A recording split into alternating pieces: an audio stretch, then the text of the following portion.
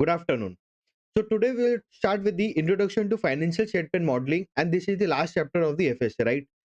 Whatever we have studied in FSA, it is clear that हमें ये तो समझ में आ गया कि भाई हम financials का analyze करना पड़ेगा. Now only the analysis will not help. Only the historical analysis will not help. We have to do something else also to understand what is the requirement of the what is the requirement or why we are doing why we are doing the financial statement का analysis to basically know the value of the company सही है या नहीं. Historically I know, or historically we are seeing that company has done right or wrong, that is we are doing बराबर है whatever we have studied in the first 5 chapters of the FSA. But only knowing कि भाई ये company अच्छी है, ये company ने last काम अच्छा किया है, क्या इससे काम हो जाएगा क्या अपना? No, right? We have to also see the future also, and for seeing the future we have to know the historical numbers also, historically सही किया है कि नहीं. प्लस कहीं ना कहीं हर एक चैप्टर में हम थोड़ा थोड़ा तो सीख के आए हैं कि how to forecast the numbers. बराबर है. Now sir only forecasting will not help me. बराबर. Only forecasting the numbers in the brain will not help me. Only knowing the historical numbers will not help me. तो हमें क्या करना पड़ेगा? हमें क्या है, हमें एक मॉडलिंग करना है. नथिंग एक्सेल का काम है, ये कुछ नहीं है. अगेन एक्सेल है कि अपने सिलेबस में? नो. बट सीखना चाहिए कि ऑब्वियसली सीखना चाहिए. तो फाइनेंशियल स्टेटमेंट मॉडलिंग एक चैप्टर है. It is talking about how we forecast. ठीक है. ऑब्वियसली एक्सेल में ऐसा नहीं कि number, obviously we have to know the numbers, right? Numbers समझने के लिए ये चैप्टर है, एक्सेल सिखाने के लिए चैप्टर नहीं है. This chapter talks about how when you are focusing in the numbers, how you can forecast it और what are the nuances to forecast it. ठीक है. The first it says is the development of the sales based proforma company. I have always said whenever whenever we are doing an equity analysis, ठीक है, the main चीज is sales. कोई भी company के लिए, not only CFA, हर एक course में ये मेंशन्ड है. ठीक है. बीट एसीसी है, beat CFA, beat CA, beat CA में कहीं पे भी है, सेल्स का फोकस इंपॉर्टेंट है. कोई भी कंपनी, कोई कुछ भी करना है मेरे को, तो sales important. Sales is the bottle. अगर सेल्स हो रहा है कंपनी का, then only think, obviously right. अगर कंपनी में सेल्स ही नहीं, मैं कंपनी को क्या वैल्यू करूं? तो sales is the utmost thing. तो सेल्स समझना. Second is the behavioural factors affect forecast and the remedial action. Now we are human beings, we know this, right? और हम ही सब कुछ करते हैं. एआई जितना ही आ जाए, एआई को भी हम ही ट्रेन कर रहे हैं. Everything we are doing with, we are the ones who are doing it. ऐसा नहीं एआई खुद से आके मेरे को बोले भाई मैं आ गया, समझ लो. बराबर है. तो हमें ही करना है. We are only training. So everything has a behavioral factors, right? And when we are forecasting, so basically forecasting is similar to astrology. The ones who are good with astrology, the astrologers, वो भी एक mathematical probability game खेलते हैं. भाई ये वाले house में ऐसा हुआ तो ये होगा इसके साथ. No, that is a probability. ऐसा नहीं हो ही जाएगा. फोरकास्टिंग में भी सेम चीज है. दैट इज अ प्रोबेबिलिटी कि ऐसा हो सकता है. हम एक based on some our historic and our experience and our CFA curriculum knowledge and all those things हम एक फोरकास्ट करते हैं. बट हम कहीं ना कहीं बायसनेस हो जाता है. Not only the biasness factors but a lot of behavioural factors are there. तो वो हमें सीखना पड़ेगा. What are the behavioural factors. And बस सीखने से नहीं होगा. इफ आई नो कि there is a problem with someone, I have to give him what, I have to give him the action also, remedial action also. अगर जैसे astrologer मेरे को बोल दिया कि भाई आपके साथ ये होने वाला है, ठीक है, अभी ये होने वाला करके मैं क्या करूं? बैठ तो नहीं जाऊंगा. मैं बोलूंगा भाई एक काम करो, आप मेरे को एक्शन बताओ कि क्या करना चाहिए, क्या सही है क्या गलत है, वो बता दो मेरे को. That is behavioural factors. The third is the competitive position affects price and cost. How I am competitively positioned in the industry or the economy, that is also a factor to know कि भाई मेरे को कितना price का, जैसे हमने सीखा है इकोनॉमिक्स में भी एंड ऑल दोस थिंग्स पे भी हम सीख रहे हैं कि प्राइस वॉर, प्राइस का कंट्रोल, जैसे perfect competition, imperfect competition, all those things. So that plays a role in understanding कि how I am positioned in the industry. ठीक है. The fourth is the forecast of sales and the cost when inflation and deflation. When there is an inflation or deflation, ठीक है, inflation मतलब कि the price of the goods or services are higher compared to the yesterday, and deflation मतलब कि price of the goods are lower compared to the yesterday. ठीक है. अगर if there is an inflation or a deflation, so what will happen to the sales and the cost? उसका forecast में क्या impact आएगा उसका बताओ. Right now what, where are we? Are we in a inflationary zone or a deflationary zone? See, deflationary तो है नहीं, inflationary है. Now are we in a lower inflation zone or a higher inflation? So that also matters. When we will see the cost and all, not always in the syllabus it is given, but we have to also see कि भाई higher inflationary period है या lower inflationary period है, because then economics play a role, बराबर है। And the last is the choice of the explicit forecast horizon. Now the major thing is, astrologer को अगर आप जाके बोलोगे भाई मेरे को 10 साल का डेटा, 10 साल का एस्ट्रोलॉजी में प्रेडिक्शन करके दो, भगा देगा मार्केट, बोलेगा आप जाओ सर, मैं I can't do it. Same way forecasting has a मतलब constraint, the constraint is the horizon, मैं कितना दूर तक देख पाऊंगा। जैसा कि कोई बहुत सारा ना रील वील में भी चल रहा था, इंस्टाग्राम पे भी, अगेन ऑफ द टॉपिक है कि आप, so your mother shows you the straight, ठीक है, जितना दूर वो देख पा रही उतना दूर दिखाती है, बट एक फादर अपने आप को कंधे में बिठा के दिखाता है कि भाई गोल देखो, मतलब और अब मेरे से ऊंचा देखो, मेरे से ज्यादा देखो। Same goes for the modelling part also. The ones with experience, maybe वो 5 to 7 years कर ले। The ones with early, like अगर आप स्टार्टिंग में हो, आप मान लो 3 साल कर पाओगे या 4 साल कर पाओगे। तो forecast horizon will depend upon the scenario, upon the cases where who are doing and the choice of it. Someone might be, कोई अभी अनिल अंबानी जी का कंपनी है, no one will try to forecast it for 5 to 7 years. Maximum they will look for कि भाई next 3 साल में क्या होने वाला, that is sufficient. Why? We never know what he is doing with this company. Whereas Suzlon, again, same thing, 3 साल, maximum 3 साल, 5 साल तो सोचेंगे ही नहीं। But Reliance, right now, okay, a question.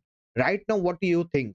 कि the explicit forecast horizon the people will take to analyze any companies. Right now, it should be max 2 years तो होता नहीं, 3 years होएगा।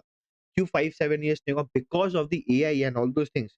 There is a very big dilemma कि क्या होगा नहीं समझ आ रहा। Like the IT companies, like the agricultural companies, जो it is a blend of agriculture plus the IT services, ठीक है? All those companies जो भी सर्विस इंडस्ट्री में है, now it is very difficult for this type of companies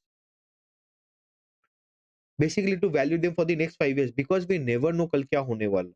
ये एकदम सही बात है कि हमें नहीं पता 5 साल में क्या होगा, पर 3 साल कहीं ना कहीं दिखता है। That is also again difficult, but 3 साल तो कहीं ना कहीं हम मैनेज कर ही लेंगे, बराबर। तो चॉइस ऑफ एक्सप्लिसिट फोरकास्ट जैसे हॉरिजन ये जानना है, and the choice in the developing projection beyond short term forecast. अब शॉर्ट टर्म फोरकास्ट क्या होगा, नेक्स्ट 6 महीना, नेक्स्ट 1 साल, दैट इज शॉर्ट टर्म, बराबर। नेक्स्ट 6 महीना का इजीली आप बोल पाओगे इफ यू आर करेंटली, अगर आप इकोनॉमी में हो, समझ रहे हो इंडस्ट्री को, समझ रहे हो कंपनी को जानते हो, तो आप नेक्स्ट 6 महीना साल भर का बोल पाओगे, that is a short term. Next 2 साल का माइट भी बोल पाओगे, नेक्स्ट 3 साल का, दैट इज नॉट डिफिकल्ट, बराबर है। So before this, let's start with the steps of the proforma cells. Proforma एक अपना financial model, because proforma की again that is the hypothetical numbers we are taking, ठीक है, तो एक proforma की ये हो सकता है। पहले हम रेवेन्यू को फोरकास्ट करेंगे, अगेन रेवेन्यू फोरकास्ट करने के लिए बहुत कुछ चाहिएगा, बट पहले रेवेन्यू फोरकास्ट कर लेंगे, सीखेंगे कैसे करना है। मेरे को लगता है ये होने के बाद आप लोग को वंस, अगेन अभी तो टाइम मिलेगा नहीं, but once exams are over, ठीक है, एग्जाम्स जब ओवर हो जाएंगे, आई विल से कि अगेन विजिट एफएसए, पूरा पढ़ के एक मॉडल बना लो। डिफिकल्ट होगा, एक्सेल सबको आता है, जिसको मतलब आई अज्यूम आता है, बेसिक तो आता है। एक्सेल सुंदरता रहने देंगे, ठीक है, क्या ड्राइंग होगा, क्या डेकोरम होगा, कैसा मेंटेन होगा, रहने देंगे। नॉर्मल गंदा से भी गंदा एक एक्सेल में बना तो पाएंगे, दैट इज इम्पोर्टेंट, ठीक है। सो पहला इज रेवेन्यू फोरकास्ट, बराबर है। रेवेन्यू फोरकास्ट कैसे होगा, will see that. Second is the operating expense format forecast. Now operating expense क्या है, the first is the cost of goods sold, whatever the goods I'm selling it, उसका cost है। If I'm a manufacturing raw material, finished goods, production वगैरह, if I'm into trading तो trading goods का cost आएगा। If I'm into service तो service के लिए मेरा अगर कोई मैं जो सर्विस दे रहा हूँ उसके लिए कोई cost आएगा, जैसे if I'm giving you service, मेरा इंटरनेट का खर्चा है, all those, क्या मैं उसको cost of goods sold में पकड़ूँ, क्या मेरे सॉफ्टवेयर का खर्चा है, all those things that will come in the operating expense forecast. So this is my CO, बराबर। Second is the SGNA, selling general and administrative expense. Only the, अगर मैं मान लो मैं मैन्युफैक्चरिंग में हूँ, only that will not help me, right. Only only producing the goods not help me, obviously there are admin expenses, the employees are there, corporate office है, selling मतलब बेचने के लिए मेरे को कुछ काम करना पड़ेगा, packaging and all those things are there, so all those things will cover come under this. तो उसका फोरकास्ट कैसे करें। नाउ एसजीएनए फिर भी फोरकास्ट इजी है, ठीक है, एसजीएनए फिर भी फोरकास्ट इजी है compare to COGS. Now, again, we'll see there are some vague numbers which we take. In future, we'll see that. In the ongoing chapter only, we'll see that कि हम कुछ कुछ तो vague numbers देते हैं, but again हमें लेना पड़ता है, वरना हम नंबर क्या ही करेंगे, बराबर। Third is the proforma EBIT forecast. अभी हमें रेवेन्यू पता है, हमें ऑपरेटिंग एक्सपेंस पता है, तो माइनस कर देंगे तो ईबीआईटी आएगा, उसका फोरकास्ट चेक करेंगे। नाउ ओनली ईबीआईटी फोरकास्ट करने से नहीं होगा, this we have to check also with the segment forecast. तो what is the segment? As I have already mentioned कि जैसा कि एग्जांपल देख लो, आईटीसी देख लो, रिलायंस देख लो, they have a different segment. आप आईटीसी इनटू होटल्स सोचो, एक बार मान लो डिमर्जर नहीं हुआ, ITC into hotels also, ITC is into classmate stationery also, ITC is into FMCG also, ITC is into the sin goods also, it is into a lot of ITC। चलो आदित्य बिरला में भी देख लो, रियल एस्टेट में है, textile में है, paint industry में है, सीमेंट्स में है, बहुत जगह है बराबर। तो हर एक का सेगमेंट होगा, दैट इज द सेगमेंट। तो भाई मेरे को सेगमेंट अलग अलग फोरकास्ट करना पड़ेगा। Now just let's consider Reliance. Reliance is in the oil to chemical, digital platform, retail. Might be next year 2026 में retail will not be performing well, बाकी दोनों नॉर्मल परफॉर्म करेंगे। If I am giving a 10% forecast to overall Reliance, क्या सही number होगा? जैसे an example, if I am giving a 10% forecast to Reliance, overall Reliance, क्या it will be a good number? No, right? Because might be oil to chemical and the digital will perform well, but the retail is not, it will not perform well। Suppose इतना ही गंदा economy चल रहा है कि 2% भी grow होना मुश्किल है, या 3% भी ग्रो करना मुश्किल है। अगर मैं उसको 10% ग्रोथ देख दूं, जस्ट सोचते हैं, if I am giving him the retail business a 10% growth, revenue ज्यादा होगा, ऑपरेटिंग एक्सपेंस ज्यादा होगा, मेरा ईबीआईटी ज्यादा होगा, तो that is not the actual figure. मैं क्या वैल्यू कहीं ना कहीं बेकार बेकार हाई कर दे रहा हूँ बिकॉज ऑफ दैट, बराबर है। तो that is the wrong thing. Now the problem arises is for the conglomerate companies, अलग अलग सेगमेंट फोरकास्ट करना बहुत डिफिकल्ट होता है। वी सी कि मेजर मेजर सेगमेंट जैसे टाइटन मान लो। नाउ टाइटन में तनिष्क है, again it is into eye glasses, it is into the new venture into the saris and all, it is into what more, और भी एक दो, क्या क्या है उसका, फॉरगेटिंग उसका, यार मैंने किया है टाइटन का, तो पर ठीक है जो भी है, आई एम फॉरगेटिंग। तो बेसिकली 2-4 सेगमेंट है। ना वो जो 2-4 सेगमेंट, उसमें मेरे को तो पता है भाई, तनिष्क सबसे बड़ा है उसका, ठीक है? उससे बड़ा कोई नहीं है, वही 87-88% शेयर खा के बैठा हुआ है। And right now eye glasses थोड़ा बहुत ढंग का है, आई ग्लासेस तो एकदम ही छोटा-मोटा ही है, पर तनिष्क इज मेन। तो मैं क्यों दिमाग लगाऊँगा 10-12% पे? व्हेयरएज़ रिलायंस में अगर रिटेल इज 10-12%, मैं दिमाग नहीं लगाऊँगा, नंबर बहुत ज़्यादा चेंज नहीं हो जाएगा। आप समझो, आप जस्ट जस्ट एग्जांपल, ₹1000 में 10% है, मतलब ₹1000 का रेवेन्यू मान लो। ₹1000 का रेवेन्यू में ₹100 रिटेल है, तो 10% हुआ। ₹100 को अगर मैं 10% से ग्रो करूँ तो वन ₹110 होता है।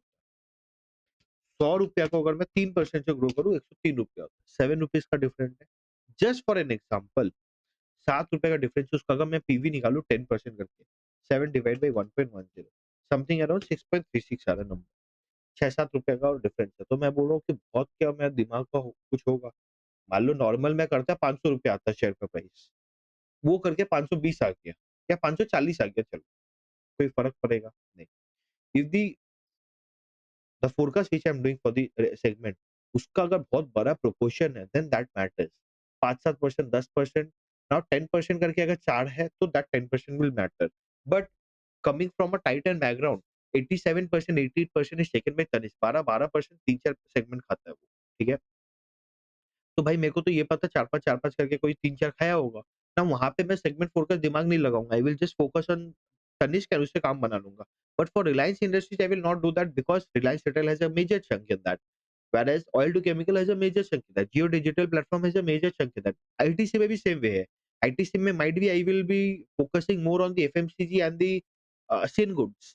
होटल्स तो चलो अलग हो गया, बट स्टेशनरी पे मान लो वो 5-7% या 10% देता, तो मैं दिमाग नहीं लगाऊँ इफ द मेजर सेगमेंट का बहुत ज्यादा प्रोपोर्शन। क्या what I am trying to say, segment forecast will do that. The problem with segment forecast is it is very difficult to forecast each and every segment.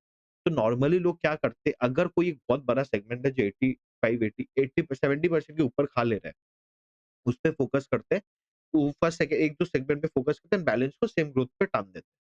But अगर बहुत diluted है, ठीक है, जैसा डाइल्यूटेड मतलब कि अभी अपोलो टाइप जियोग्राफिकली अगर आप जाओगे तो डाइल्यूटेड है थोड़ा, वहां पे मैं देखूंगा कि एकदम वो 5-10% भी अगर है, मैं उसको पकड़ूंगा, उसको फोकस करने का ट्राई करूंगा। समझ में आया? समझ में आया? फिर आते हैं non operating forecast. Non operating क्या होगी? Interest expense. If I am taking a loan, मेरे को ये देखना है कंपनी का इंटरेस्ट एक्सपेंस क्या होगा। नाउ अगेन इंटरेस्ट कब लूँगा मैं, लोन कब लूँगा, वो हम आएँगे, ठीक है? Income tax expense, income tax में देखो नॉर्मली हम फोरकास्ट नहीं करते, इफेक्टिव टैक्स रेट निकालते हैं, उससे ही हम आगे टान देते हैं, ठीक है? And the outstanding shares forecast, if the will the shares outstanding shares will increase और डिक्रीज। डिक्रीज तो क्या ही होगा, इंक्रीज होगा कि नहीं वो देखेंगे। जब once we have forecasted this 5 4 steps, then we will prepare an income statement, बराबर है? Once we have prepared the income statement, then we will prepare a balance sheet according to it. According to it, we will prepare the cash flow. बराबर, any doubts यहाँ पे? बराबर, आगे बढ़ूँ? Yes, आगे बढ़ूँ? ठीक है। Now let's come to the revenue forecast. When we are talking about the revenue, हमें ये समझना पड़ेगा। चलो थोड़ा-सा मैं इसके पहले जैसे I'm normally telling it, ये फाइनेंशियल स्टेटमेंट मॉडलिंग में हम करते हैं, ठीक है? अभी नॉन ऑपरेटिंग एक्सपेंस थोड़ा ईज़ी है तो मैं उसमें निकाल देता हूँ। क्या मेरे को कंपनी का पता होना पड़ेगा कैपेक्स प्लान्स? मान लो कंपनी बोलते हैं आज जैसे मैं चल रहा हूँ वैसे ही 10 साल चलूँगा। क्या कंपनी लोन एक्स्ट्रा लेगा क्या? नहीं लेना चाहिए ना। अगर आज जैसे कंपनी आज का जो सिचुएशन है, मैं बोलूँगा सेम लोन से ही चलेगा 10 साल, क्या चाहिए? वर्किंग कैपिटल भाई इतना चाहिए होगा नहीं, आज की हिसाब से अगर चलेगा तो। वर्किंग में 2-5% 10% बढ़ा दूँगा, बराबर है। तो मेरा कोई दरकार ही नहीं। If there is no interest expense, if there is no capex and तो मेरा कोई लोन लूँगा नहीं, बराबर। But company has a capex plan कि कंपनी बोलता है नेक्स्ट 3 साल में मैं ये करना चाहता हूँ या ये करना चाहता हूँ। कंपनी ऐसा कुछ अगर बोलती है, तो मैं पूछूँगा भाई आप अगर मान लो 100 बिलियन जैसे अभी मुकेश अंबानी जी ने एआई समिट में लगाया है कि भाई मैं 100 billion 7 years over the 7 years मैं इन्वेस्ट करूँगा। तो क्या मेरे को एज़ एन एनालिस्ट मैं उसको क्वेश्चन पूछूँगा, सर आप ये बताओ आप तो कर तो दोगे मेरे को कोई दिक्कत नहीं है, बट आप वो 100 बिलियन लाओगे कहाँ से? इज़ इट योर इक्विटी और you are taking a loan for that? If you are talking taking a loan for that, I am a forecaster for your company. तो भाई मेरे को तो आपका लोन का इंटरेस्ट जानना पड़ेगा, फिर मैं निकालूँगा कि क्या इकोनॉमी में चल रहा है वो एवरेज रेट लूँगा, बराबर। So whenever we have a cap, अगर मेरे को कैप इंटरेस्ट एक्सपेंस के लिए for interest expense I need a capex plan for for interest expense I need a capex plan. Sir capex plan क्यों चाहिए? Capex plan मेरे को पता चलेगा तब मेरे को पता चलेगा अच्छा चलो कंपनी 100 बिलियन इन्वेस्ट करने वाला है। 100 बिलियन में अच्छा कंपनी कितना इन्वेस्ट करेगा ये पता चल जाएगा मेरे को, बराबर। 100 बिलियन अगर कंपनी इन्वेस्ट करेगा कितना लोन लेगा? मेरे को लोन का अमाउंट पता चलेगा उसके हिसाब से मैं इंटरेस्ट ओवर द पीरियड ले लूँगा। ईज़ी है इंटरेस्ट एक्सपेंस और कुछ नहीं है, ठीक है? इंटरेस्ट एक्सपेंस का I need capex. Now there are 2 type of capex, capital expenditure, working capital. Capital expenditure तो नॉर्मल आप ले लोगे और वर्किंग कैपिटल है। इनकम टैक्स एक्सपेंस क्लियर है। इनकम टैक्स एक्सपेंस जो मेरा इफेक्टिव टैक्स रेट है मैं वही पकड़ूँगा। एंड द लास्ट है the outstanding share forecast. Now why is it important today in today's world? पहले के दिन पे इतना इम्पोर्टेंट नहीं होता। Right now companies are giving a lot of ESOPs, बराबर है। ईसॉप्स कंपनी देती है क्या? तो आपका इक्विटी शेयर डाइल्यूट हो जाता है, ओनरशिप डाइल्यूट हो जाती है, ईपीएस कम हो जाएगा, keeping other things constant. So I need to understand company के पास क्या-क्या अल्टरनेटिव्स है और भी कन्वर्टिबल्स है। ESOPs है कि नहीं, कन्वर्टिबल डिबेंचर है कि नहीं। कंपनी जैसे 100 बिलियन इन्वेस्ट करने वाला कंपनी ने बोला, भाई खुद का इक्विटी कितना लाएगा? खुद का इक्विटी लाएगा या फंड रेज़ करेगा कि इक्विटी इक्विटी रेज़ करेगा क्या? इक्विटी रेज़ करेगा तो number of shares obviously issue होंगे, बराबर? तो वो सारे प्लान हमें समझना पड़ेगा। क्लियर है कि यहाँ तक? अभी क्यों समझना पड़ेगा भाई? मेरे को फंड अगर पता चल गया कि डिविडेंड वहाँ से उस हिसाब से होगा distribute, EPS will come down and all this things will matter. भाई मेरा रिटर्न ऑन इक्विटी में बेस बढ़ जाएगा। बुक वैल्यू पर शेयर बुक वैल्यू पर शेयर कीपिंग थिंग्स कांस्टेंट, अब नहीं वो तो सेम ही रहेगा, ठीक है? और क्या होगा? रिटर्न ऑन कैपिटल एम्प्लॉयड मेरे लिए इंपॉर्टेंट हो जाएगा कि क्या है नहीं है, ठीक है? All those things will come into play, ठीक है? आउटस्टैंडिंग शेयर्स वाला नॉर्मली आउटस्टैंडिंग शेयर फोकस का only the main factor will be EPS में फैक्टर रहेगा, ठीक है? द मेजर फैक्टर, बराबर है, ठीक है? आगे बढ़ूँ? यस? तो हमारा नॉन ऑपरेटिंग एक्सपेंस क्लियर है। Now will go to revenue. अभी रेवेन्यू के लिए हमें ये समझना पड़ेगा, it is a very very important and a very complex forecast, ठीक है? इजी लगता है हमें बट है कॉम्प्लेक्स। क्यों कॉम्प्लेक्स है? बिकॉज रेवेन्यू फोरकास्ट करना कोई हवा नहीं है, ठीक है?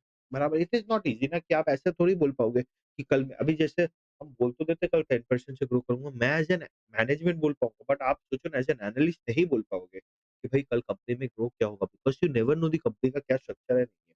मतलब कंपनी में क्या हो रहा है, नहीं इकोनॉमी में क्या हो रहा है, इतना अच्छे से नहीं बोल पाओगे। भले ही मैनेजमेंट भी बोल रहा है, वो भी एकदम ऐसा 100% तो राइट नहीं कि होगा ही होगा। तो नॉर्मली बोला जाता है जब रेवेन्यू को फोरकास्ट करोगे, आप क्या करोगे? हिस्टोरिकल ट्रेंड्स को देखोगे। लास्ट 5 साल, 10 साल नॉर्मली लोग क्या करते हैं, लास्ट 10 ईयर्स से देखते हैं। व्हेन और जब 10 साल तक देखते हैं, प्रॉब्लम एक ही है, when you see for the last 10 years, you have to see कोई स्ट्रक्चरल चेंज तो नहीं हो रहा। What do you mean by structural change? Sir structural change मतलब ये होता है कि कंपनी मान लो सोचता है कि मैं लास्ट 10 साल से मैं अगर कोई चेंज हो गया, जैसा कि Reliance from being an oil company, it has become right now, it is converting itself to a digital company और the renewables company. पहले 10 साल पहले कंपनी के पास कुछ नहीं था ऐसा। 2016 के पहले कंपनी के पास कुछ नहीं था। नाउ अगर मैं 2016 भी पकड़ूँ, 2016, 17, 18 कंपनी का ज़ीरो रेवेन्यू है फ्रॉम द जियो, बराबर है? उसका एक्सपेंस ये है। तो that is not a right major for me because मेरा एक्सपेंस ग्रोथ दिखेगा, रेवेन्यू फोकस नहीं दिखा। रेवेन्यू वाज़ नॉट दैट 16-17 में, फ्री में दे रहा था वो। प्लस उसके पहले मैं जाऊँगा तो कुछ था ही नहीं। द प्रॉब्लम स्ट्रक्चरल मतलब अगर आपका जो आप जो प्रोडक्ट बेचते हो या आपका जो बिज़नेस मॉडल है, अगर दैट हैज़ चेंज्ड, ठीक है? Overall capital, overall the business model और overall the products have changed for you, तो आपके लिए वो प्रॉब्लम है। नाउ से सपोज़ जैसे एन एग्जांपल टाइटन में, right now it is 87 to 88% Tanishq खाता है, ठीक है? अभी 2 साल में मान लो ऐसा हो गया कि 40% हो गया। बाकी कंपनीज़ बाकी का रेवेन्यू इतना ही ग्रोथ हो गया जिसका उसका साड़ी का बैनर तनेरिया ब्रांड है एंड ऑल दोज़ थिंग्स, इतना जो बड़ा ब्रांड है उसका होने वाला है, ठीक है? They are trying eye glasses and all those, मान लो इतना बड़ा बन गया कि तनिष्क से 40% आ रहा है। क्या उसका स्ट्रक्चरल चेंज हुआ? Obviously there is a change in the mix, right? Now you can't forecast the same which way you are doing for the last 3 years or the 5 years or the 7 years. You have to change the mix, बराबर? That is a problem here. Correct? That is a very big problem. सो क्या बोलते हैं based on historical trends तो मैं कर तो लूँगा, ठीक है, कोई कोई बात नहीं है, आप अपना काम करो, हिस्टोरिकल ट्रेंड्स के हिसाब से एनालाइज़ करो। But keeping in mind there is no structural change.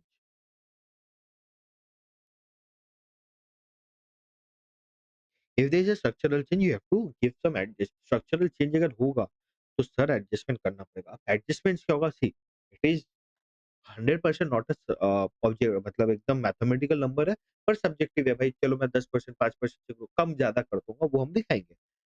पहला ये हुआ, नाउ सेकंड, ये तो हिस्टोरिकल को मैंने समझा, उसके हिसाब से फोरकास्ट कर दूँ क्या? नहीं। Now, in this adjustment में the first factor will be structural change, कोई structural change है तो मैं एडजस्ट करूँगा। Second it will be right now the economy is performing how. मान लो लास्ट 5 साल में company economy was performing in a very boom period, बहुत अच्छा इकोनॉमी था। Might be next 5 years is not a good economy और the economy will not perform well और the Indian economy will not grow. तो भाई अगर वो 15% से पहले ग्रो कर रहा था, मैं आज दे पाऊँगा क्या 15%? Right? No. So that you have to take a factor, इसलिए हम इकोनॉमिक्स पढ़ते हैं। समझ आया? तो first what are the adjustments? Just an overview again, not a exhaustive list कि यही होगा, इससे ज़्यादा भी हो सकता है। But again this is an exhaustive list. Sorry not an exhaustive list. Adjustments में पहला हो गया स्ट्रक्चरल चेंज, ठीक है? सेकंड हो गया मेरा, क्या बोला मैंने अभी? अ, अरे मैं ही भूल गया। इकोनॉमी, इंडियन इकोनॉमी, ठीक है? कोई भी इकोनॉमी में है। इकोनॉमी में देखूँगा ग्रोथ है कि गुड है या बैड है, कैसा है? थर्ड क्या मैं ये देखूँगा कंपनी कैसा परफॉर्म इंडस्ट्री कैसा है? इंडस्ट्री कैसा परफॉर्म इंडस्ट्री कैसे परफॉर्म कर रहा है, दैट इज़ ऑल्सो इम्पोर्टेंट, ठीक है? फोर्थ मैं देखूँगा अगर राइट नाउ ग्लोबलाइज़ेशन का क्या इम्पैक्ट है? जैसे कि US India tariff textile industry में अच्छा-अच्छा दे रहा था। ट्रम्प आया, हमें पता था कि ये नहीं ग्रो करने वाला है। अगर मान लो लास्ट 1 साल में टेक्सटाइल इंडस्ट्री अच्छा परफॉर्म नहीं किया है। सपोज़ वो लास्ट 1 साल का आपका ग्रोथ रेट 15% आप दे के रखे थे। क्या ये गलत हो जाता? अगर आप एडजस्ट नहीं करते तो? एडजस्टमेंट ज़रूरी था। सेम वे फार्मा में। फार्मा में आपने देख के रखा था कि भाई ओबेसिटी का कुछ है मेडिसिन, वो आपका कोई लाएगा नहीं, अभी आपका 5 साल तक आप 50% से ग्रो करोगे।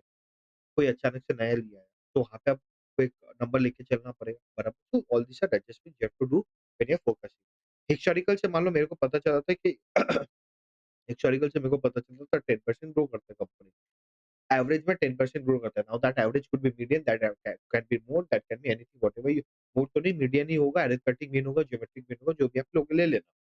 Once you're done with that, you have to do some adjustments. The adjustments could be a because of the structural change, because of the economy, because of the industry, because of the globalization, because of the n factors. Clear है? बराबर है। Once you've done that, growth हो जाएगा। But now let's go in deeper. Revenue, that is total revenue. Revenue का formula क्या है? बस price into sales, price into volume. Now we know revenue is a factor of two things. One is price, one is volume. If the volume goes up and the price come down, total revenue will somewhere increase. Revenue will decrease if the price goes up and the volume come down. Almost because बहुत ज्यादा कम हो जाती है। Elasticity हम economics पे पढ़ते हैं, उसका भी फैक्टर है यहाँ पे। So we know revenue is a factor of price and the number of volume, number of units.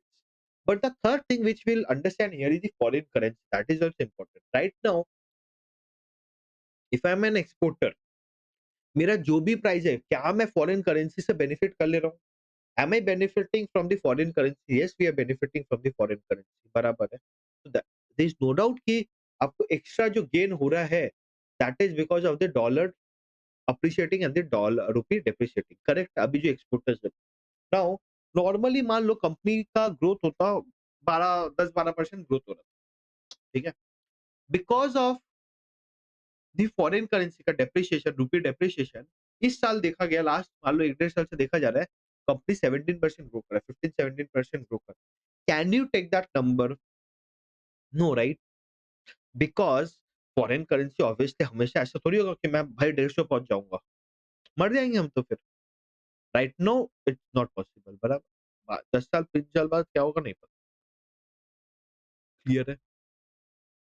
So, when we are forecasting revenue, we have to see what are the factors which are contributing to the revenue.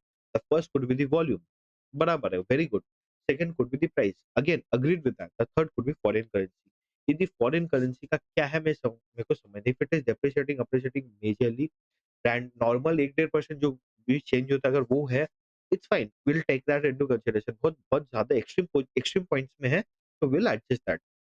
Second, now price जो हम लेते हैं, normally हमें तो हर product का price नहीं होता। अभी भाई मान लो हमें हर प्रोडक्ट का प्राइस भी पता है, हमें तो ये नहीं पता नंबर ऑफ यूनिट्स क्या सेल कर रहा है ओवरऑल, तो हम क्या करते हैं, एवरेज लेते हैं। बराबर?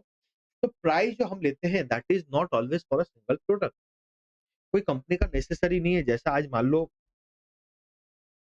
आज के डेट पे क्या नाम है इसका, आईटीसी मान लो, रिलायंस मान लो, now they are into selling of goods. बराबर? दे आर कॉन्ग्लोमरेट कंपनी, बहुत सारा गुड्स बेचता है वो, बहुत सारे गुड्स को वो सेल करता है। Right?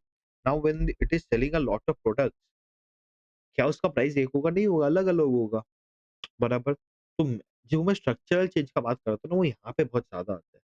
If there is a structural change, if there is a change in the product mix, क्या उसका एवरेज प्राइस भी चेंज होएगा? पहले मान लो वो, जस्ट एन एग्जांपल, ठीक है?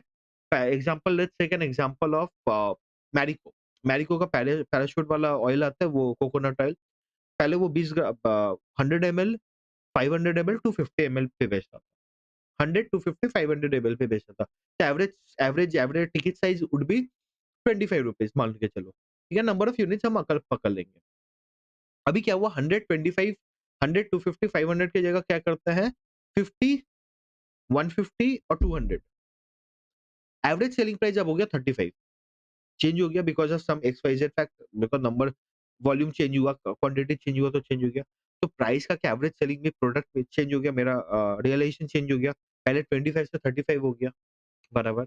Next it could be parachute की जगह, अभी बस उसका मेजर, मैरिको का मान लो मेजर था पैराशूट, ठीक है? Coconut oil. अभी और कुछ भी आ गया, उसका कोई कुकीज़ है, वो ज़्यादा चलने लगा। पहले cookies was 5% and 95% was Parachute. अभी now the it is 80% and 20%। क्या चेंज हो गया? क्या there is a change in the product mix? Because of the change in the product mix, the average selling price or the average realization of the price will change.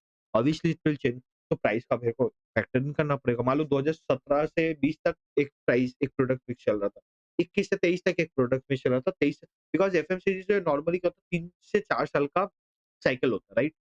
उसमें change हो जाता है product base. तो मैं नहीं ले सकता हूँ ना 10 साल तक का, स्ट्रक्चरल चेंज का प्रॉब्लम है, that is to be included. वो प्राइस पे बहुत देखो, वॉल्यूम में तो बहुत ज़्यादा इम्पैक्ट नहीं पड़ेगा। वॉल्यूम तो कम ज़्यादा, अगेन वो भी वो केजीज़ में ही होगा, मिलीलीटर्स में होगा या कुछ में भी होगा। यूनिट तो सेम ही रहेगा। The problem will be the price. बराबर? So those things you have to consider.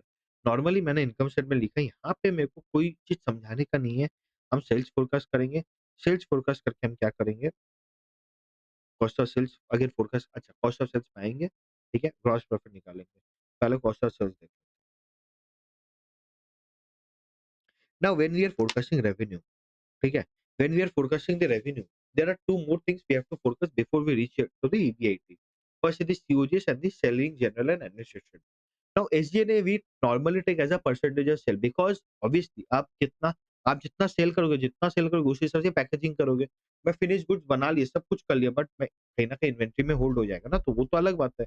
तो नॉर्मली हम बोलते हैं जैसे-जैसे सेल्स ग्रोथ होगा वैसे एसजी&ए को भी ग्रो करवा लो। अगर वो 10 अगर से ग्रो करेगा, ये भी 10% से ग्रो करेगा, सिंपल है। क्योंकि बिकॉज़ एसजी&ए में बहुत सारे small components and that is very difficult to take into account, तो दैट इज़ बेटर। सीओजीएस क्या होगा? Cost of goods sold. Again cost of goods sold क्या होगा?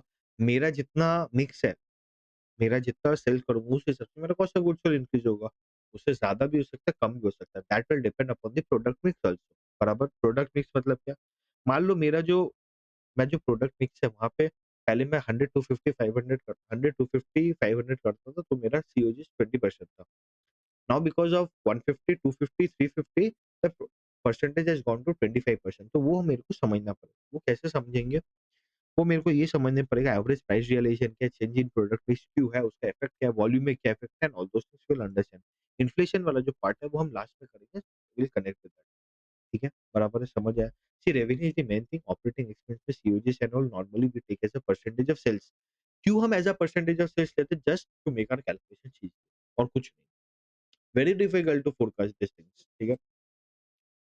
नॉर्मली फोरकास्ट ईज़ी है, प्रॉब्लम नहीं है। प्रॉब्लम ये है अगर मेरे को लगता है एवरेज सेलिंग जो प्राइस है वो मेरा चेंज नहीं हो रहा, ओनली द वॉल्यूम से चेंजिंग, तो मैं सीओजीएस उस हिसाब से चेंज करूँगा। इफ आई एम थिंकिंग कि ओनली प्राइस चेंज हो रहा है, नंबर ऑफ वॉल्यूम में बहुत चेंज नहीं है because of the inelasticity and all those things, तो मैं उस हिसाब से चेंज करूँगा। So again there are things, so मतलब there are factors which will again elasticity से ही समझ आएगा आपको क्या करना है। बराबर है? Once we have done with that we will come to the EBIT. Again forecast मैंने सेगमेंट फोरकास्ट में बोल दिया तो कोई दिक्कत नहीं। इंटरेस्ट एक्सपेंस मैंने बोल दिया, इनकम टैक्स एक्सपेंस बोल दिया है, आउटस्टैंडिंग शेयर फोरकास्ट बोल दिया, आउटस्टैंडिंग शेयर्स फोरकास्ट भी बोल दिया, एंड नॉर्मली मेरा इनकम स्टेटमेंट बन जाएगा। अब इनकम स्टेटमेंट में आता है ऐसा कोई चीज़ है जो हमने कवर नहीं किया है, and we will cover. Sales को हम लेंगे, नॉर्मल हमारा है, कॉस्ट ऑफ सेल्स भी उस हिसाब से लेंगे। कॉस्ट ऑफ सेल्स में जस्ट विल सी, अगर क्या नाम बोला मैंने? हाँ, इलास्टिसिटी एंड इनइलास्टिसिटी,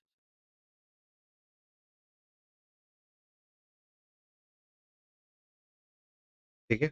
ग्रॉस प्रॉफिट आएगा। ग्रॉस प्रॉफिट मार्जिन निकालेंगे कैसे? Gross profit divide by sales.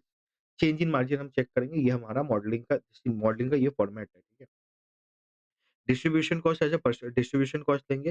ये नॉर्मली हम as a percentage of sales लेते हैं, तो कोई प्रॉब्लम नहीं है, नंबर पे लेते हैं, एज़ अ परसेंटेज सेल दिखाएँगे।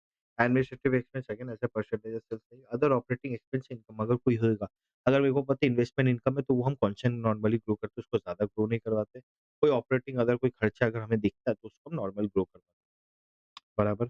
एबिटा निकालेंगे, एबिटा निकालने के बाद हम डेप्रिसिएशन करेंगे। नाउ डेप्रिसिएशन क्या करेंगे वो आएँगे नेक्स्ट पार्ट पे। डेप्रिसिएशन को कैसे फोरकास्ट करेंगे? ईबीआईटी निकाल दें, नेट फाइनेंस कॉस्ट तो हमारा इंटरेस्ट टैक्स एक्सपेंस है, इंटरेस्ट फाइनेंस कॉस्ट है, वो हमने देख लिया। अदर फाइनेंशियल कॉस्ट अगर कुछ है फाइनेंशियल एक्सपेंसेस तो उसको ऐड करेंगे। प्रॉफिट बिफोर टैक्स है, इनकम टैक्स मैंने बोल दिया, इफेक्टिव टैक्स रहेंगे उसके हिसाब से देंगे। इनकम फ्रॉम एसोसिएट जो है उसको नॉर्मल से ग्रो करवाएँगे, दिमाग नहीं लगाएँगे इनकम फ्रॉम एसोसिएट। एसोसिएट मतलब क्या? जहाँ पे मैंने इन्वेस्ट करके रखा है लेस देन 20 से नॉर्मल 20-30%, 20 से 50%, ठीक है? तो प्रॉफिट फ्रॉम मेरा कंटिन्यूइंग ऑपरेशन आएगा, डिसकंटिन्यूइंग ऑपरेशन आएगा। अगेन हिस्टोरिकली डिसकंटिन्यूइंग आएगा, फोरकास्ट में आई will not consider anything discontinuing, I will always consider continuing because भाई मैं इतना भगवान तो हूँ नहीं, एस्ट्रोलॉजर नहीं हूँ, मैं सब कुछ कर लूँगा, बराबर है। Once we have calculated that, तो नेट प्रॉफिट आएगा। Net profit year on year हम चेंज देखेंगे, फिर ईपीएस निकालेंगे, basic continue. Now when we are continue calculating EPS, यहाँ पे मेरा एवरेज आउटस्टैंडिंग शेयर जो मैंने फोरकास्ट किया था वो प्ले करेगा यहाँ पे। क्लियर है यहाँ पे? कोई डाउट है? एनी डाउट यहाँ तक? नहीं है? बराबर, आगे बढ़ें। नाउ हमारा 2 चीज़ है। हम पहले बात करेंगे डेप्रिसिएशन क्या होगा। डेप्रिसिएशन हम करेंगे as a percentage of fixed asset, normally fixed asset ये बिगिनिंग का होगा। नाउ इंटरेस्ट एक्सपेंस पे मैंने बोला कैपेक्स। कैपेक्स पे ऊपर वाला छोड़ दो ना, ये देखते हैं। If I am doing a capex if I am doing a capital expenditure क्या होगा उससे? मैं लैंड खरीदूँगा, बिल्डिंग खरीदूँगा, कुछ भी खरीदूँगा, मशीनरी बनाऊँगा, प्लांट एंड मशीन। कहीं न कहीं क्या मेरा फिक्स्ड एसेट इंक्रीज़ होगा, बराबर। इफ आई एम डूइंग सब थोड़ा दिमाग लगा। If the capex increases, fixed asset will increase, vice versa मतलब होना ही है। कोई ऐसा नहीं है कि मेरा बिना फिक्स एसेट के मेरा काम बन जाएगा अगर मैं कैपिटल एक्सपेंडिचर करूँ। If my capex increases, my fix asset increases, fix asset increases, my depreciation increases. इसकी वजह से मैं डेप्रिसिएशन को क्या करता हूँ एज़ अ परसेंटेज और normally it is a fix asset component only, ठीक है? No capex. कैपेक्स के अगर कमिटमेंट्स मेरे को कॉन्फ्रेंस कॉल से या क्वार्टरली कॉल से मेरे को पता है तो ठीक है, नहीं तो हम बोलेंगे capex as a percentage of revenue देखेंगे। लास्ट 5 साल का देखेंगे एंड सेम रेट से ग्रो कर देंगे। If we see normally company जितना भी सेल करती है उसका 10% कैपेक्स करती है। मान लो ₹100 का सेल करती है, कंपनी ₹10 का, ₹100 का सेल करती है 10% है तो ₹10 का कैपेक्स करती है। Will take that constant rate only. अगर वो तो करेंगे प्लस उसमें अगर कोई कैपेक्स ऐड है तो वो प्लस माइनस करेंगे, अगर नहीं है तो वो ले लेंगे। समझ में आया कैपेक्स में? तो कैपेक्स पहला है कि अगर if I don't have any numbers, possible numbers, अगर मेरे को 2 साल का पता हो तो 2 साल का वैसे ले लूँगा, बाकी as a percentage of revenue. If I don't have the numbers, मैं नॉर्मली माइक्रो स्मॉल कैप वगैरह पे नंबर्स नहीं होते।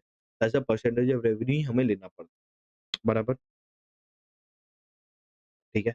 हमारा वो हुआ। Now let's come to the balance sheet. चलो बैलेंस शीट में आने के पहले यहाँ पे आते हैं, ठीक है? बैलेंस शीट में आने के पहले कैश फ्लो पे, ठीक है? कैश फ्लो समझते हैं। कैश फ्लो में क्या है नॉर्मली हमने कैश फ्लो ऑब्वियसली एफएसए में कर लिया, नॉर्मली ये समझते हैं कि हम इनडायरेक्ट मेथड से कैसे निकालते हैं। नेट इनकम निकालते हैं, शेयर बेस्ड कंपनसेशन अगर है प्लस माइनस करेंगे, working capital plus minus, depreciation plus minus, plus करेंगे capital expenditure plus minus, share repurchase plus minus, dividend plus minus, debt issuance and repayment plus minus. Sir आप ये क्या बोल रहे हो? समझाता हूँ। नेट इनकम मैंने फोरकास्ट कर लिया है। यहाँ पे और मेरे को फोरकास्ट नहीं, मेरे को वो नंबर मेरा मॉडल से आ जाएगा। दिस नंबर विल कम वहाँ से। शेयर बेस्ड कंपनसेशन कंपनसेशन के लिए मेरे को वर्किंग किया होगा मैंने एवरेज आउटस्टैंडिंग शेयर्स के लिए, प्लस मैंने इनकम स्टेटमेंट के लिए भी किया होगा, तो मेरा ये नंबर भी वहाँ से आ जाएगा। वर्किंग कैपिटल रहने देते हैं, depreciation as a percentage of fixed asset वो मैंने ऑलरेडी इनकम स्टेटमेंट में लिया था, तो वहाँ से ये नंबर आ जाएगा।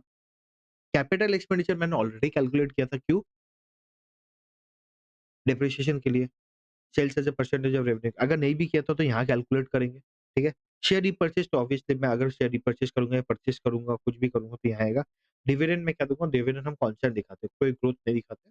एंड डेट इश्यूएंस कैसे होगा, ये तो कैपिटल एक्सपेंडिचर से ही लिंक है, बराबर? ये दोनों हो जाएगा, रिपेमेंट करूँगा, रिपेमेंट शेड्यूल वगैरह मैं बना लूँगा, बराबर है? यस, कोई डाउट है? कोई डाउट है यहाँ तक? नहीं है। कैपेक्स का as a percentage of revenue समझ गए। वर्किंग कैपिटल क्या होता था? Capital required to run the day to day operations, हमें ये पता ही था। नाउ हमें पता है अगर डे टू डे ऑपरेशंस मतलब क्या, current asset and current liabilities. Now we know about कि करंट एसेट क्या होता है, करंट लायबिलिटी क्या होता है। Current asset is what? Inventory, receivables and the cash. Cash में हम कांस्टेंट रखेंगे तो कैश को हटाएंगे नहीं। बचा हमारा inventory and receivables and the third is the payables. If I am saying there will be higher sales growth, 10% growth होगा तो क्या कहीं ना कहीं मेरे रिसीवेबल्स भी उतना से ग्रो होना चाहिए? होना चाहिए। क्या उतना से मेरा इन्वेंटरी भी ग्रो होना चाहिए? Not always but might be.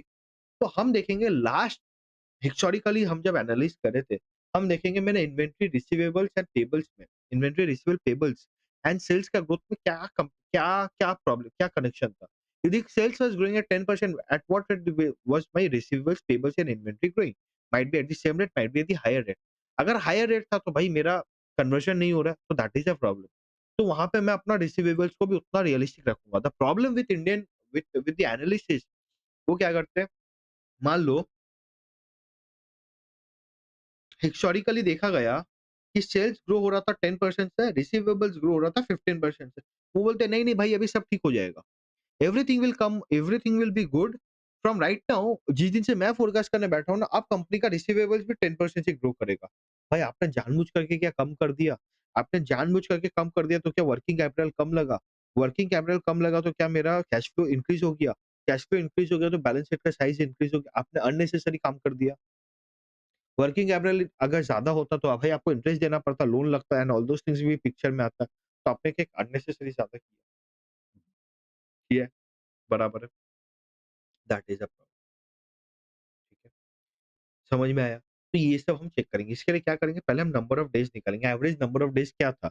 अपने इन्वेंटरी का ग्रोथ तो देखेंगे ही देखेंगे, क्या रेट से ग्रो हुआ, प्लस हम इन्वेंटरी का number of days and all those calculate करेंगे। फिर बेसिकली ये हम करेंगे बैकवर्ड कैलकुलेशन।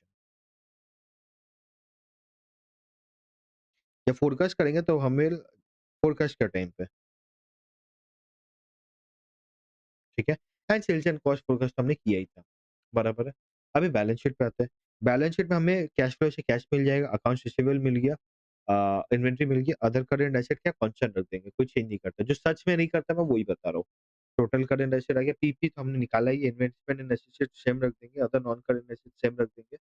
टोटल एसेट्स आया, current debt again as per the capex, accounts payable as per the working capital same, long term debt as per the capex same, ये वाला as per माई outstanding shares वाला जो हमने working किया था, ये वाला सेम। टोटल इक्विटी आ गया, बराबर। तो स्टार्ट एनी वैल्यूएशन, हमने बोला starting point is financial model, ये तो बात सही है। अगर मेरे को वैल्यूएशन कोई भी चीज का करना भाई फाइनेंशियल स्टेटमेंट से ही स्टार्ट होगा, उसके आगे पीछे ही कुछ होगा, बराबर।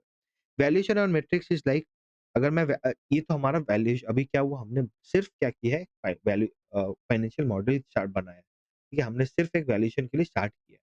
सर वैल्यूएशन कौन से मैट्रिक्स पे हो सकते हैं? एक हो गया फ्री कैश फ्लो मेथड, जो हम फाइनेंशियल रिसर्च में ऑलरेडी सीख के आए हैं, I am not going deeper into this. Earning per share भी है, एबिटा है, ईबिट है। इसके हिसाब से मान लो बोलते हैं एबिटा मैं 7 टाइम्स ऑफ एबिटा मैं मान लो देता हूँ, 7 times of EBITDA might be that is a valuation. मैं बोलता हूँ मेरा EV by enterprise value by EBITDA multiple is 5 times, तो मैं बोलता हूँ जो भी मेरा इबिटा है उसका एंटरप्राइज वैल्यू को 5 times, that is only valuation. और वैल्यूएशन क्या होता है? एंटरप्राइज वैल्यू निकालोगे, उससे डेट पेड माइनस करोगे, इक्विटी का वैल्यू हो जाएगा, बराबर। तो आप बोलते हो आपका ईवी बाई आपका average historically EV by EBITDA multiple 7 times है, तो आप कोई नंबर ले लो। आप बोलते हो मेरा free EV by free cash flow 4 times है, तो आप फ्री कैश फ्लो निकालो, उसको 4x कर दो, that is your valuation. Valuation again very subjective game, it is an art as well as an science, ठीक है? इश्यूज विद द फोरकास्ट, अभी समझते हैं सबसे बड़ा प्रॉब्लम क्या है। Issues with the forecast, the first is over confidence. हम लोग को लगता है हमें लगता है हमें सब आता है, हमको सब कुछ आता है, तो हम क्या करते हैं, ओवर कॉन्फिडेंट हो जाते हैं। ओवर कॉन्फिडेंट मतलब क्या? देखिए बेसिकली रिसर्च इज क्या, हम हर एक चीज को हम नोट डाउन करते हैं, दैट इज ओनली रिसर्च। और क्या फाइनेंशियल मॉडलिंग वगैरह हम जो भी करते, इक्विटी रिसर्च बोलो, all this kind of roles क्या है, कुछ नहीं है भाई। हमें कंपनी को एनालाइज करना है, फोरकास्ट करना है। अभी फोरकास्ट के लिए जो भी डेटा हम रिसर्च कर रहे हैं, बराबर है। Now when we are doing this, the problem is हम बहुत ओवर कॉन्फिडेंट है, भाई यही नंबर होगा, कंपनी का ये सेल्स ग्रोथ है, यही लेंगे, स्ट्रक्चरल कोई चेंज नहीं है, वगैरह वगैरह। इससे क्या होता है, इससे नंबर्स में डिस्टॉर्ट हो जाते हैं। इसलिए हमें बोला जाता है भाई एक काम करो, तुम सिनेरियो एनालिसिस करो, ठीक है? इसलिए बोला जाता है अगर आपका प्रॉब्लम है, आप सिनेरियो एनालिसिस करो। ये आप 3-4 कंडीशंस लगाओ कि ऐसा हुआ तो क्या होगा, ऐसा हुआ तो क्या होगा, फिर उसका एवरेज ले लो, प्लस आप जर्नलिंग करो। जर्नलिंग मतलब आप जो भी रिसर्च करो उसको अच्छे से नोट डाउन करो, नोट इट डाउन बहुत अच्छे से। सिनेरियो एनालिसिस करो मतलब क्या, 3 तरह के 4 तरह के सिनेरियो बनाओ। बेस केस सिनेरियो ये हुआ तो ये, और ओवर ऑप्टिमिस्टिक सिनेरियो आपको जो भी अच्छा लगता है सब करो। एक बहुत गंदा सिनेरियो बनाओ, कुछ अच्छा नहीं हुआ कंपनी में तो क्या, तीनों का कहीं न कहीं एवरेज ले लो, ठीक है? बराबर। Third is evolution of control, मतलब क्या? उसको लगता है जो मैं वैल्यूएशन कर रहा हूँ, जो मैं रिसर्च कर रहा हूँ वो मेरे पावर में, मेरे कंट्रोल में।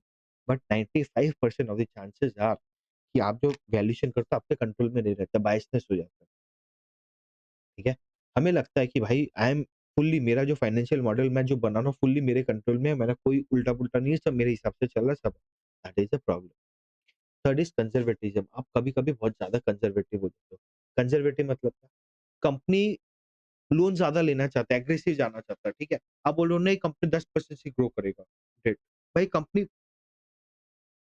कंपनी बोल रहा है, कंपनी बोलता है कि अगर मैं 100 करोड़ का कैपेक्स करता हूँ, मैं मेरा हिस्ट्री बोलता है कि मैं 40-30% 40-50% में डेट लेता हूँ। बोलता है नहीं-नहीं अच्छा हो जाएगा, एक काम करते हैं कंजर्वेटिव जाते हैं 20% ही लेगा। भाई आप कंजर्वेटिव क्या जा रहे हो? आप लोन में कंजर्वेटिव जा रहे हो बट कहीं न कहीं तो आपने प्रॉफिट बढ़ा दिया। क्या बोलता है रिसीवेबल्स ज़्यादा ग्रो नहीं करेगा, कंजर्वेटिव जा रहा है। भाई एग्रेसिव है वो, समझ आया? ये एक तरीका हुआ और एक तरीका क्या हुआ, सेल्स कंपनी बोलता है, कंपनी का हम दिखता है कि भाई इंडस्ट्री अच्छा है, सब कुछ अच्छा है, कंपनी को ग्रो करना चाहिए 15-20% से। कंपनी इतना से ग्रो नहीं करेगा, जीडीपी रेट से ग्रो करेगा 7-8% से। दैट इज़ ओवर कंजर्वेटिज्म, आप सेल्स को तब सभी कम हो गया, बराबर। Now when I have said receivables and all conservatism, might be the word I am using is for that. Aggressive है। अगेन, लोन आपको कम ले रहे हो तो इंटरेस्ट कम है तो अग्रेसिव है। Aggressive in terms of the network, aggressive in terms of the amount of the क्या अप्रोच है। एंड यहाँ जो कंजर्वेटिज्म मैं ट्राई करना बोल रहा it is not about the books accounting के हिसाब से कंजर्वेटिज्म एग्रेसिव। समझ में आया? ठीक है, ये समझ में आया। रिप्रेजेंटेटिवनेस इसका मतलब कि आप आपके पास एक्सपीरियंस के हिसाब से, बस एवरी मैं अगर रिसर्च करने बैठूँगा तो मेरा कोई पास्ट एक्सपीरियंस होगा ना कि ऐसा-ऐसा होगा। आप इस हिसाब से क्या करोगे, आप चीज़ों को क्लासिफाई करोगे। नहीं भाई ये ओवर ऑप्टिमिस्टिक है, ये ऐसा होना चाहिए, एवरेज सेलिंग प्राइस ये होना चाहिए वगैरह, ठीक है? That is a problem. 4th 5th is confirmation bias. अगर आप मान लो कुछ सोच के चले हो, ठीक है? वैल्यूएशन करने बैठे हो कुछ सोच के चलो, वो नंबर दिख जाता है। अब बोलते हो बस यही था, चलो अब ये कर लेंगे। That is confirmation bias. The first is the overconfidence, second is the illusion of control, third is the conservatism, fourth is the representativeness, fifth is the confirmation bias. Confirmation bias के लिए बोला जाता है कि 2-3 बार और जगह चेक करो, देखो क्या है नहीं है, बराबर है, क्लियर है। Competitive factors. What is competitive factors? Analyze most important product या segment of the company. ये मैंने ऑलरेडी बोल दिया, ठीक है? सेगमेंट एनालाइज कर लो। अंडरस्टैंड इंडस्ट्री एंड कॉम्पिटिटिवनेस, ये मैंने सेगमेंट एनालिसिस में ऑलरेडी कवर कर दिया है। 5 पोर्टर फोर्स कैसे आप एनालाइज करोगे? 5 पोर्टर फोर्सेस। तो पहला क्या करोगे? 3 फैक्टर है। पहला एनालाइज करो सेगमेंट, सेकंड इंडस्ट्री कॉम्पिटिटिवनेस को समझो और उसके बाद जजमेंट लगाओ। Now judgement is a very important और अ वेरी वेग एरिया। मेरे लिए अलग होगा, आपके लिए अलग होगा, बराबर। इंडस्ट्री को कैसे समझे? 5 पोर्टर फोर्सेस है। सब्स्टिट्यूट थ्रेट, कोई सब्स्टिट्यूट है क्या जो थ्रेट है मेरे लिए? मान लो जैसे for CA guys ACC is a threat, ACC के लिए सीए थ्रेट है, दैट इज अ फैक्ट, कोई इसमें ये नहीं है। सीएफए के लिए कोई और थ्रेट है, कोई और के लिए कोई और थ्रेट है। अदर कोर्सेस, ठीक है? जैसे साइंस बैकग्राउंड के लिए कहीं न कहीं सीएफए इज़ अ थ्रेट कि भाई वही आईआईटी वाईआईटी करके वही सीएफए करने आ जाता है, ठीक है? एज़ एन कोर्स मैं बोल रहा हूँ। अगेन प्रोडक्ट्स में भी होटल इंडस्ट्री में देख लो, आईटीसी को थ्रेट है, ताज का, ताज को थ्रेट है और कोई का, एंड ऑल दोज़ थिंग्स। ये तो कॉम्पिटिटर का थ्रेट हो गया। सब्स्टिट्यूट क्या हो गया? मैं फ्लाइट में नहीं जाके ट्रेन में जाऊँगा, ट्रेन में नहीं जाके बस में जाऊँगा, that is a substitute threat. मैं आईफ़ोन नहीं लेके वनप्लस लूँगा, वनप्लस नहीं लेके सैमसंग लूँगा, so that is a substitute threat. अगर है तो चेक करो कितना पावर है वो सब्स्टिट्यूट का। अभी सब्स्टिट्यूट का जब थ्रेड चेक करेंगे हम ये देखेंगे taste and preference of customer भी क्या है। आईफ़ोन वाले आईफ़ोन ही लेंगे, वनप्लस नहीं लेंगे। वनप्लस वाले आईफ़ोन ले सकते हैं बट वनप्लस वाले आईफ़ोन वाले वनप्लस नहीं लेंगे। सो वहाँ पे सब्स्टिट्यूट थ्रेड कम है। सैमसंग वाले सैमसंग ही लेंगे, वो आईफ़ोन नहीं लेंगे या वनप्लस नहीं लेंगे। बट सैमसंग वाले कहीं न कहीं वनप्लस ले सकते हैं। वहाँ पे टेस्ट एंड प्रेफरेंस थोड़ा चेंज हो जाता है। न्यू एंट्रेंट से नए मार्केट में कोई नया प्लेयर आएगा उसका कितना बड़ा चांस है, कैसे समझ में आएगा? एंट्री बैरियर कितना और ऑल दोज़ थिंग्स, ठीक है? राइवलरी कंपटीशन कितना है, बहुत फियर्स है क्या? वो हमें समझ में आएगा। कंपटीशन कितना है वो हमें समझ में आएगा। कंपटीशन कितना है वो हमें समझ आएगा, बराबर? कंपटीशन समझ में आएगा। फिर हमें ये समझ में राइवलरी में हमें समझ में आ गया, फिर हमें समझ में आया supply bargaining power. Supply bargaining power मतलब क्या? मैं जिससे सामान खरीदता हूँ, उसका कितना पावर है? भाई अगर मान लो वो मोनोपोली है, जैसे कि ऑटोमोबाइल्स में अगर आप अगर मैं जाना नहीं चाहता कंपोनेंट एनालिसिस में बहुत सारा होता है। मान लो कोई-कोई कंपनी है, ठीक है? Again I will not take that names अभी, but there are some companies मतलब मेरे को एक्चुअली कंपनी का नाम भी याद नहीं आ रहा है। 1-2 कंपनी है जो अ, मतलब उनके सिवाय कोई नहीं है। जैसे कि चलो नॉर्मली अगर आप Haldiram and all those things, ठीक है? जो भी स्वीट्स बनाते हैं, उसके लिए milk procurement is the major thing. Now milk में कौन है? 3-4 ही प्लेयर है, गिन के हैं, उनका बहुत पावर हाई है। अपना ओलिगोपोली मार्केट है कहीं न कहीं। अभी ओलिगोपोली मार्केट है अगर, तो भाई बहुत ज़्यादा उनका प्रॉब्लम है। अभी क्या करेंगे वो? बोलेंगे मैं भाई तेरे को ₹25 में दूँगा, क्या करना कर ले।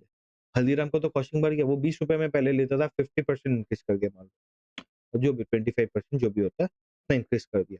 दैट इज़ अ प्रॉब्लम बराबर। तो सप्लाई बार्गेनिंग पावर मैं चेक करूँगा। ऐसे बहुत सारे हैं, मान लो अभी सप्लाई बार्गेनिंग पावर कब नहीं होगा? जब बहुत सारे प्लेयर्स हैं। तो भाई तू नहीं देगा, ये नहीं देगा, वो देगा, तो देयर इज़ अ तो वहाँ पे मैं बच गया, ठीक है? तो वहाँ पे मेरे को पता है कॉस्टिंग में प्ले नहीं करेगा रोल, मतलब कॉस्टिंग में आराम से ले सकता हूँ। अगर सप्लाई बार्गेनिंग पावर ज़्यादा है तो मेरे को सोच समझ के कॉस्टिंग को देखना पड़ेगा। मैं कम नहीं कर सकता हूँ, बराबर है? लास्ट है तो बायर बार्गेनिंग पावर। अभी कौन है बायर? अगर मेरे ऐसे बहुत सारे प्लेयर्स हैं, कॉम्पिटिशन में है, तो ऑब्वियसली बायर लोग बोलेंगे मेरे से नहीं तेरे से ले लूँगा। Again taste and preferences check होगा एंड ऑल दोज़ थिंग्स समझ में आया?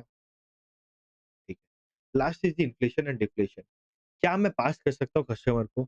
हाँ, तो देखो अगर हाँ कर सकते हो तो वॉल्यूम या प्राइस में क्या गेम है? जैसे कि कमोडिटी मार्केट हो गया, मतलब मान लो कमोडिटाइज़ मार्केट, जैसे भी अभी एफएमसीजी वगैरह हो गया, ये नॉर्मली इन्फ्लेशन पास कर देते हैं। तो इससे क्या होता है, वॉल्यूम में क्या इम्पैक्ट आएगा, प्राइस में क्या इम्पैक्ट आएगा, देख लो। पेंट इंडस्ट्री वगैरह है, ये कहीं न कहीं जल्दी से ट्रांसफर नहीं कर सकते। कमोडिटाइज़ मार्केट है, बट फिर भी ट्रांसफर नहीं कर सकते। तो देखो इसका मार्जिन में क्या इम्पैक्ट है, बिकॉज़ इन्फ्लेशन अगर होगा तो मार्जिन में इम्पैक्ट आएगा, बराबर कितना दिन के लिए आएगा। अभी क्या ये सस्टेन करेगा ये वाला चीज़ कि पास ऑन होगा, क्या है, नहीं है। अगर मार्जिन मान लो इन्फ्लेशन 1-2 क्वार्टर के लिए जो मार्जिन में इम्पैक्ट है वो मेरे को साइडलाइन करके मेरे को एनालिसिस करना पड़ेगा historical. All those things and inflation deflation में सीखेंगे। The last is the reaction of the competitors. अगर इन्फ्लेशन हो रहा है, तो मैं तो बाद में करूँगा, पहले मैं देखूँगा सामने वाला क्या कर रहा है। अगर वो पास ऑन कर रहा है तो मैं भी चुपचाप कर दूँगा, या मैं नहीं करूँगा, पहले तो मैं करूँगा नहीं। जब सामने वाला पास ऑन कर रहा है मैं करूँगा नहीं, मैं देखूँगा उसका सेल में क्या हर्ट हुआ। अगर मेरे को लगता है उसके सेल में हर्ट हुआ और मेरा सेल बढ़ गया उसकी वजह से, तो चलो मैं करूँगा नहीं। मेरे को लगेगा नहीं यार, उसका इन्फ्लेशन की वजह से जो प्राइस उसने इंक्रीज़ किया, उसकी वजह से मेरे सेल पे कोई ज़्यादा इम्पैक्ट नहीं आया, तो मैं भी इंक्रीज़ कर दूँगा। पॉजिटिव इम्पैक्ट आएगा तो मैं नहीं करूँगा। नेगेटिव तो आएगा ही नहीं। चलो कुछ इम्पैक्ट नहीं आएगा, बहुत कम इम्पैक्ट आएगा, मैं भी इंक्रीज़ कर दूँगा। चलो यार हटाओ, इंक्रीज़ कर लो। समझ में आया? यस। टाइम होराइज़न तो हमने बात कर ही लिया। टाइम होराइज़न पे मैंने बहुत कुछ बोल दिया। उसपे लास्ट फैक्टर से इन्वेस्टमेंट स्ट्रैटेजी, मैं कितना दिन के लिए, अगर मान लो आई एम अ इन्वेस्टर जो मैं 2 साल के लिए करता हूँ, तो मैं 5 साल के लिए तो इन्वेस्टमेंट करूँगा ही नहीं, 5 साल का देखूँगा ही नहीं। साइक्लिसिटी ऑफ इंडस्ट्री तो मैंने बात की ही, वो कंपनी स्पेसिफिक फैक्टर्स मैंने बात कर लिया, कि डिफिकल्ट है फोरकास्ट करना and all those things. Normalise earnings मतलब क्या, ये जो कुछ-कुछ एडजस्टमेंट्स करते हैं ना, जैसा कि मार्जिन वाला एडजस्टमेंट, या फिर कोई अदर इनकम आ गया है, कोई अदर फिक्स एसेट सेल हुआ वगैरह-वगैरह। तो ये सब जो अर्निंग्स है इसमें वोलेटिलिटी रहता है, तो उसको मैं नॉर्मलाइज़ कब होता है, हम बोलते हैं लॉन्ग टर्म में हो जाएगा। मतलब आज जो भी है कंपनी, मैं जब फोरकास्ट करूँगा मैं नॉर्मलाइज़ अर्निंग्स ही फोरकास्ट करता हूँ। हम बहुत ज़्यादा अग्रेसिव भी नहीं जाते, कहीं न कहीं हम बहुत ज़्यादा कंज़र्वेटिव जाते हैं। अब ये कंज़र्वेटिज़्म जो लिखा हुआ है कहीं न कहीं गलत भी है, क्योंकि IFRS and all those things भी तो कहीं न कहीं बोलता है, टेक अ कंज़र्वेटिव अप्रोच। अगर बहुत ज़्यादा इनकम आ रहा है, अभी बेनिफिट पेंशन प्लान भी हम देखे थे, लेवल 2 में है बहुत ज़्यादा, ठीक है? डिफाइंड बेनिफिट पेंशन प्लान में भी यही बोलता है कंज़र्वेटिव अप्रोच, बहुत ज़्यादा सरप्लस मत दिखाओ, फिर क्यों बोलते हो आप? आप खुद एज़ अ स्टैंडर्ड भी बोलते हो, तो कंज़र्वेटिज़्म कहीं न कहीं रहेगा ही, मतलब अगर वो बायसनेस बोलोगे तो बायसनेस रहेगा ही, मतलब हम बहुत ज़्यादा खुश नहीं होते। ये नॉर्मली लोग का प्रॉब्लम है कि हम बहुत ज़्यादा खुश नहीं होते, हम बोलते हैं भाई जो चल रहा है चलने दे। So these are some things which we take care of, right? ये चैप्टर में और कुछ नहीं था, ठीक है? It is a very easy chapter. हाँ, चैप्टर कंसेप्चुअलाइज़ इससे ज़्यादा नहीं है, मतलब आई विल नॉट प्रेफर कि आप लोग और कुछ देखो। बस ये इतना ही क्लियर हो जाएगा, इससे क्वेश्चन्स बन जाने चाहिए। इससे क्वेश्चन नहीं बनेगा तो प्रॉब्लम है। क्वेश्चन्स बनने चाहिए logical, again this chapter is more of a logical, ठीक है? आप अगर समझ के करोगे तो आंसर्स आ जाएँगे। बस इतना ही है, ठीक है? आज के लिए इतना ही रखेंगे। मिलते हैं नेक्स्ट क्लास में। तब तक के लिए एन्जॉय करें एंड क्यूरियस रहें, because curiosity will help you discover interest and grow in your life.